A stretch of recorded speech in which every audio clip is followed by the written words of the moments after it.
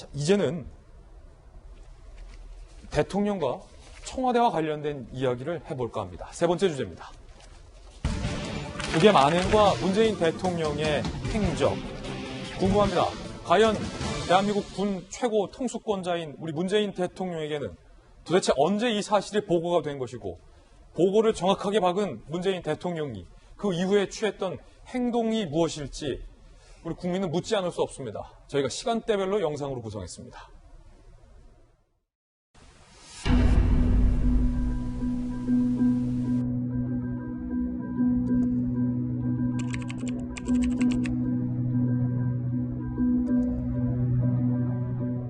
종전선언이야말로 한반도에서 비핵화와 함께 항구적 평화체제의 길을 여는 문이 될 것입니다.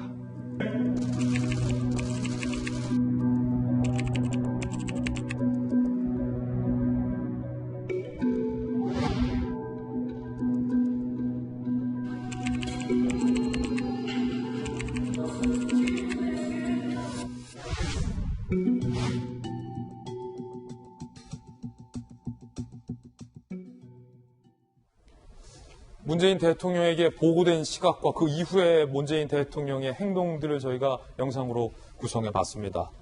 자, 스탠포드에서 사회학을 전공한 김수경 박사님 나왔습니다. 김 박사님, 청와대는 군으로부터 시간대별로 보고를 받았고요. 정확하게 사살이 됐다라는 보고가 문재인 대통령에게 간 게 23일 오전입니다.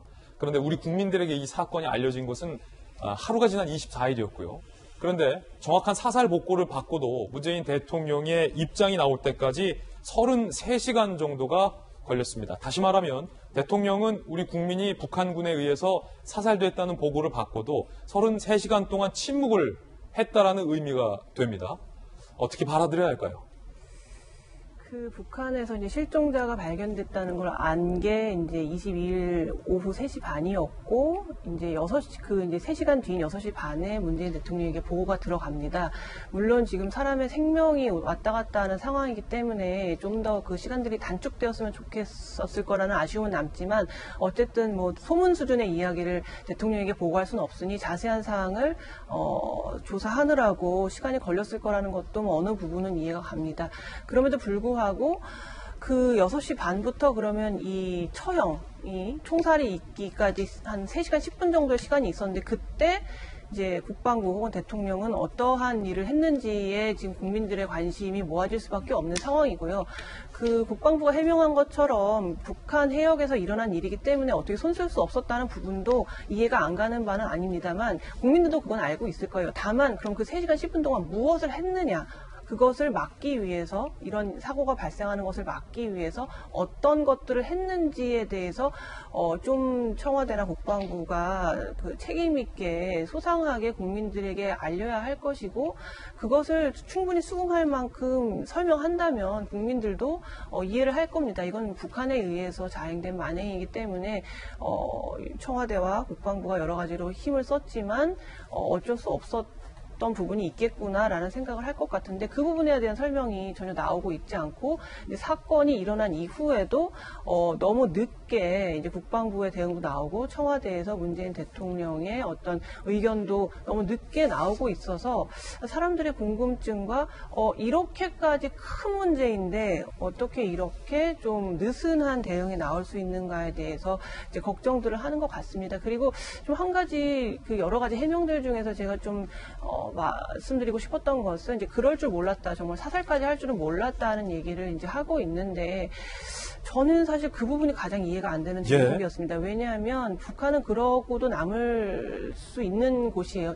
단지 뭐 북한이 무슨 뿔 달린 도깨비라서 그런 게 아니고, 생각해 보십시오. 이미 김정은 위원장이 8월 달에 그 국경에 접근하는 어떠한 대상, 그게 사물이든 뭐 사람이든 어떠한 대상에 대해서도 사살을 하라는 그런 포고문이 내려왔다는 거잖아요. 그러면 자기가 관리 감독하고 있는 해역에서 이런 사건이 발생했다는 거죠.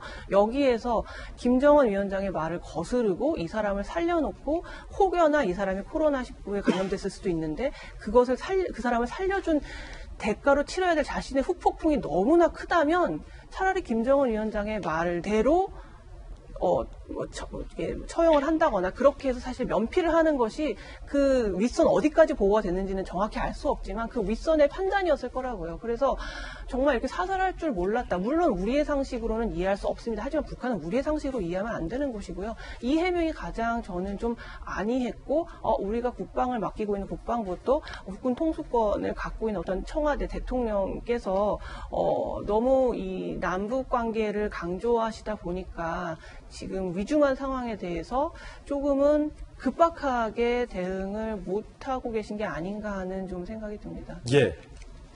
사살됐다는 보고를 받고 대통령이 33시간 뒤에 이렇게 입장을 냅니다.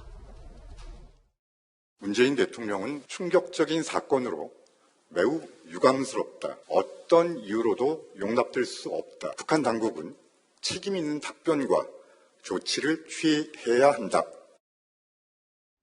자, 이 답변이 너무 늦게 나왔다라는 지적인데 이재명 기자 청와대 출입했잖아요. 몇 가지를 정리해 볼게요. 앞서서 영상에서 봤지만 사살이 보고됐다, 사살됐다 우리 국민이 북한이 저질렀다라는 구체적인 보고가 문재인 대통령이 대면 보고를 받습니다. 23일 오전에. 그로부터 3시간 뒤에 무슨 일이 있었냐면 영상에서 봤지만 문재인 대통령이 군 관계자들을 만납니다. 그 자리에서 북한과의 평화를 강조합니다. 그게 우리 국민이 북한에 의해 사살됐다는 대면 보고를 받고 3시간 뒤에 나온 대통령의 메시지였습니다. 그리고 사살 보고를 받고 30시간 뒤에 문재인 대통령이 뉴딜 정책과 관련된 보고에 참석해서 아카펠라 공연을 관람합니다.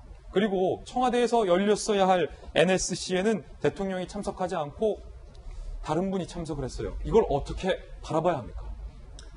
아까 저희가 군 6시간이 굉장히 앞으로 쟁점이 될 것이라 했는데 사실 정치적 쟁점은 어떻게 보면 이제 문 대통령의 행보가 아닐까 싶습니다. 지금 김진애 앵커가 잘 정리한 것처럼 최소한 그제 오전 8시 반에는 대면보고가 이루어졌습니다. 그러니까 총을 맞고 죽었고 불태웠다라고까지가 다 시신소송까지가 다 보고가 된 상황이었습니다. 그런데도 다른 행사도 아닙니다. 군 장성들의 진급과 보직 신고식에서 물론 이제 아직까지는 확정되지 않고 국민에게 보고되지 않았기 때문에 그런 얘기를 할 수 있지만 어쨌든 간에 거기서도 그냥 평화를 얘기했습니다. 더 이해할 수 있는 건 어제 행보죠. 어제 오전 11시에 이미 국방부가 국민에게 발표를 했습니다. 만행이다 발표를 했습니다. 반인륜적 핵이라고 발표를 했습니다. 그리고 나서 3시간 뒤, 그리고 2시간 뒤, 1시간 뒤에 청와대에서 NSC가 열렸는데 거기를 그것을 대통령이 직접 주재하는 게 아니라 서훈 안보실장이 주재하게 합니다. 그리고 본인은 2시간 뒤에 문화행사에 참석을 합니다. 과연 이걸 어떻게 이해할 수 있을지, 그러니까 지금 조금 전에 강민석 대변인 얘기에서 대통령도 굉장히 강하게 비판을 했습니다. 그렇다고 그러면 NSC를 직접 주재하는 게 정상적인 거고 그 뒤에 실효적인 조치가 나와야죠. 그러니까 저는 지금 이 정부의 행태를 이제 문 대통령의 이제 행보를 얘기하면서 정부 행태를 지적하지 않을 수 없는데 저희가 아까도 얘기했지만 6월 달에 북한이 남북 공동 연락사무소를 폭파했을 때 그때도 강한 유감을 표명하면서 강한 대응을 천명했었습니다. 그런데 저희가 기억하는 건 이겁니다. 오히려 이인영 통일부 장관이 대북 제재를 피해서 물물 교환을 시도합니다. 그리고 대통령이 종전선언을 재추진하고 얘기를 합니다. 과연 어떤 강한 대응이 있었던 거죠? 그러니까 저는 이번에도 정부가 물론 굉장히 강하게 메시지를 냈습니다. 만행이다 메시지를 내고 책임자를 처벌하라, 사과해라 메시지를 냈지만 실효적 조치를 과연 어떤 걸 할지가 지금 나와야 될 시점이 아닌가 이런 생각이 듭니다. 예, 특히나 김영주 의원님, 네. 과연 예정된 행사였겠지만 미리 대통령 참석 행사는 치밀하게 오랜 시간에 걸쳐서 준비를 하는 것을 우리 국민들이 이제 다 알고 있어요. 그렇게 치열하게 준비됐던 중요한 행사였겠지만 거기 가서 아카펠라 공연 듣는 게 그게 사살 대면 보고를 받고 30시간 뒤였고 아직 문재인 대통령이 북한을 향해서 입장도 내지 않았던 시기였거든요. 또 NSC도 그 앞에 열렸고 아카펠라를 가서 아카펠라 공연 보는 게 그게 그토록 다른 것보다 더 중요한 사안이었습니까? 아카펠라를 보기 위해서, 듣기 위해서 가지는 않았겠죠. 메인 행사가 있어서 중요한 의미가 있었겠습니다만은, 그런 의미에서 제가 아쉽게 생각하는 것은 총리가 있지 않습니까? 예. 그러니까 대통령은 국가상, 예를 들어서 정말 안보상 중요한 일들이 벌어졌을 때, 대통령이 가기로 한 걸 비서실장이나 총리를 보낼 수 있는 부분이 대신 보내면 된다. 그러니까 그게 소위 프라이오리티, 우선순위가 뭐냐를 보여주는 것입니다.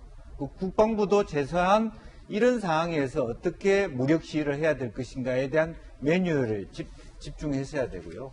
또 이런 상황이면 정말 사람이 먼저라고 했을 때 그 사람이 대한민국 국민이 민간인이 북에 의해서 사살됐고 말하자면 참혹하게 그렇게 불태워졌다라면 모든 행동 자체는 저는 심지어 뭐 유엔 총회 연설도 아예 직권으로 미국 대사가 가서 말하자면 취소하는 그런 일이 있었어야 된다고 봅니다. 우려한 그렇게 할수 것으로 왜냐하면 15일 날 녹화를 해서 18일 날 보내서 가 있기는 하지만 지금 현재 상황으로는 그 기조 우리가 유지하고자 하는 기조가 달라져서 참 미안한 상태지만 어쨌든 그랬다면 우리 국민이 거기에 대해서 유엔 총회 발언을 안 했다는 거 갖고 문제 삼겠습니까? 사실은 그런 부분들이 판단이라고 생각이 되고요. 그래서 뭐 좋은 행사에 대통령이 가시는 것도 중요하지만 좋은 것보다 더 중요한 우리 정부의 국정 철학에 맞는 사람에 관한 그런 어떤 그 우선순위를 두었다라고 하는 그런 어떤 말하자면 비상시에 어떻게 대통령이 일을 누구한테 대신할 것인가. 지금 뭐 과기부 장관이나 문화부 장관이나 말하자면 총리나 비서실장이 가는 것에 대해서 그런 일이 있다면 왜 그 양해를 못 하겠습니까? 그런 면에서 지금 대통령과 청와대가 총리라고 하는 부분을 훨씬 더 살갑게 이렇게 활용하는 그런 이제 고민들도 더 해야 된다. 그렇게 생각이 듭니다. 예. 자, 우리 패널들의 개인 견해라는 점 다시 한번 말씀드리겠습니다.